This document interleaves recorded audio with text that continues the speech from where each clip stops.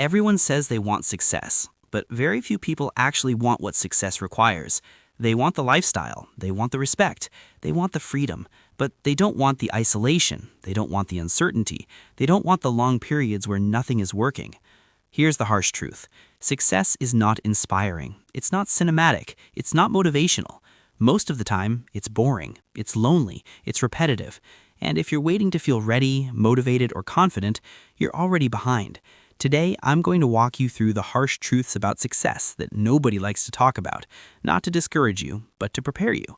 Because once you understand these truths, you stop fantasizing and you start building. Chapter 1. Success requires you to outgrow people you care about. When you start chasing success, your life begins to move in a different direction. You begin waking up earlier. You start paying attention to how you spend your time. You question habits you used to accept. You become aware of how many hours disappear into nothing. This awareness creates a gap between who you were and who you're trying to become. Now here's where it gets uncomfortable.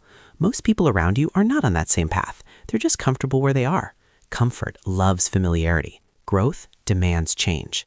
When you choose growth, your schedule changes, your interests change, your priorities change, and because of that, your relationships change.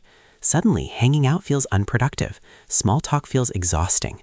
Jokes that once felt funny feel empty.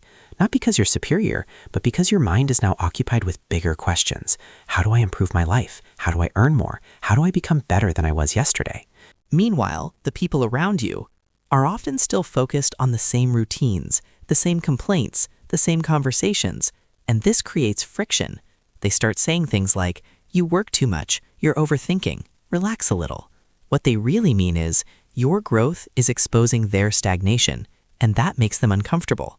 So they try to pull you back, because if you change, they're forced to confront the fact that they could change too. Here's the harsh truth. You cannot grow and stay identical at the same time. It's impossible. If you keep choosing your old environment, you will eventually abandon your future self.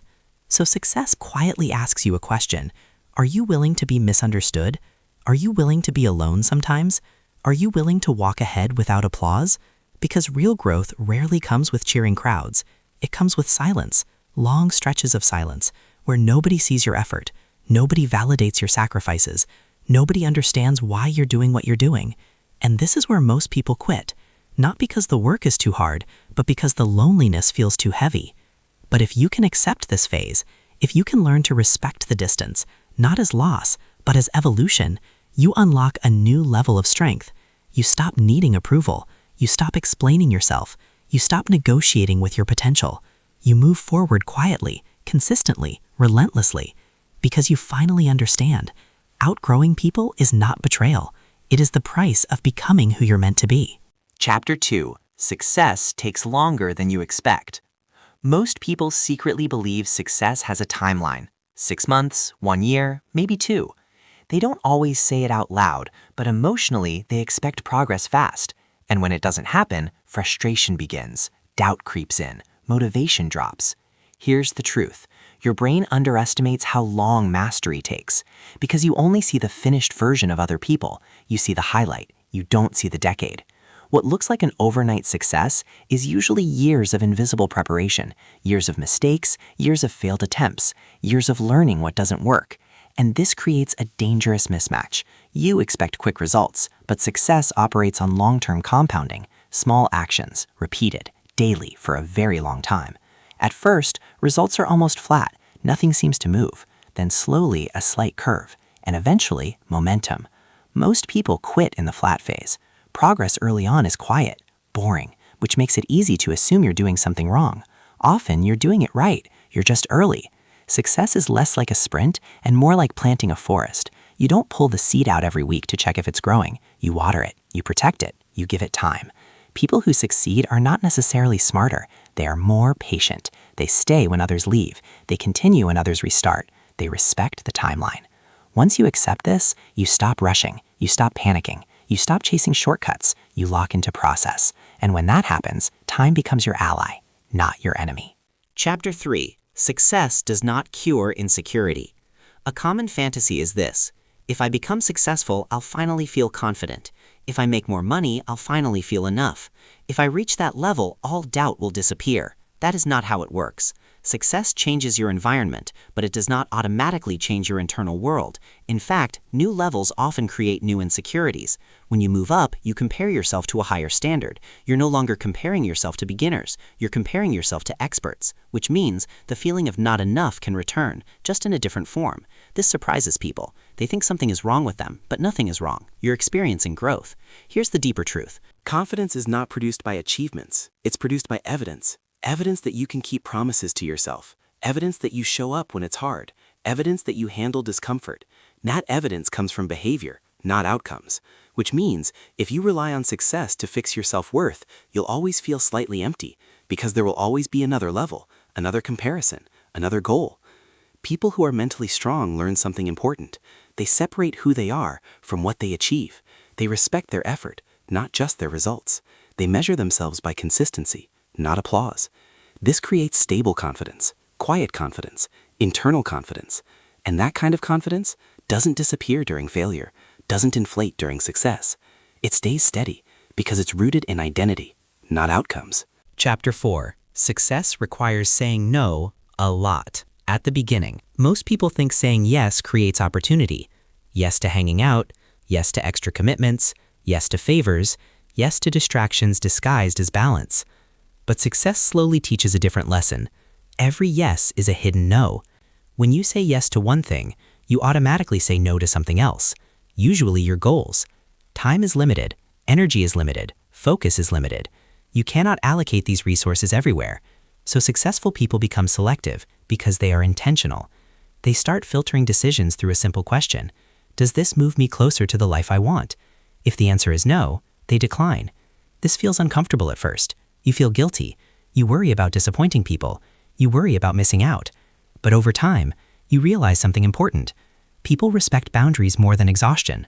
When you say yes to everything, your work becomes sloppy, your progress slows, your stress increases. Saying no creates space. Space to think, space to plan, space to execute. It protects your momentum. This is why successful people often live boring lives, simple routines, predictable schedules, few distractions.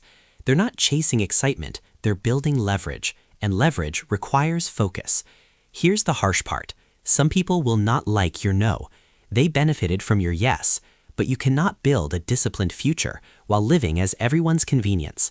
At some point, you must decide. Are you going to manage your priorities or let other people manage them for you? Success begins when your calendar reflects your goals, not other people's expectations. Chapter 5. Success requires you to take full responsibility. At some stage, blame has to disappear because blame gives your power away. When you blame circumstances, you make yourself a passenger. When you blame people, you make yourself dependent. When you blame luck, you make yourself helpless. Successful people think differently. They ask, what could I have done better? What can I control? What is my next move? Even when something isn't their fault, they still take responsibility for the response. This mindset shift is heavy because it removes comforting stories. No more, they held me back, they didn't give me a chance, I wasn't born into the right situation. Those may be true, but they don't build solutions. Responsibility does. Taking responsibility doesn't mean self-hate, it means self-leadership. It means accepting, my life improves when I improve. That's it. Simple, uncomfortable, powerful. When you adopt this mindset, you stop waiting. You stop hoping someone saves you. You stop expecting permission. You become proactive. You create options. You build skills. You seek information. You adjust strategy. You turn obstacles into data, not drama. This is where real maturity appears. Not age, not titles. Ownership. And ownership compounds because every small improvement stacks. Every correction sharpens you. Every mistake teaches you. You become harder to stop because you get stronger. And that's the ultimate form of success. Chapter 8. Success never feels complete. Most people imagine success as a finish line, a moment where you arrive, relax, and finally feel done. That moment doesn't exist because growth expands vision. When you reach one level, you can suddenly see the next. New problems appear, new standards appear, new goals appear.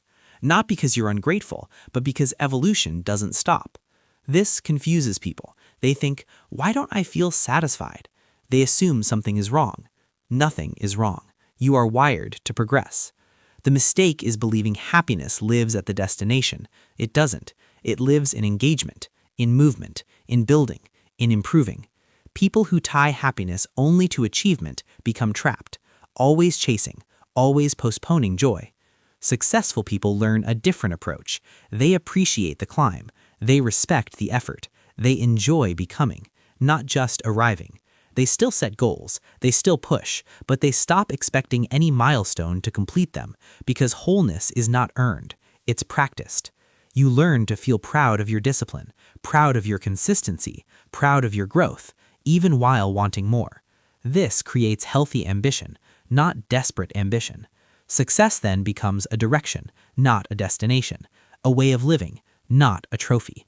And once you understand this, you stop asking, when will I finally feel successful? And start living like someone who is building something meaningful every day. Success is a series of hard choices, made quietly, repeated daily, over a long time. If these truths made you uncomfortable, good. That discomfort is the doorway to growth. You just need to start and keep going, because success belongs to those who refuse to quit.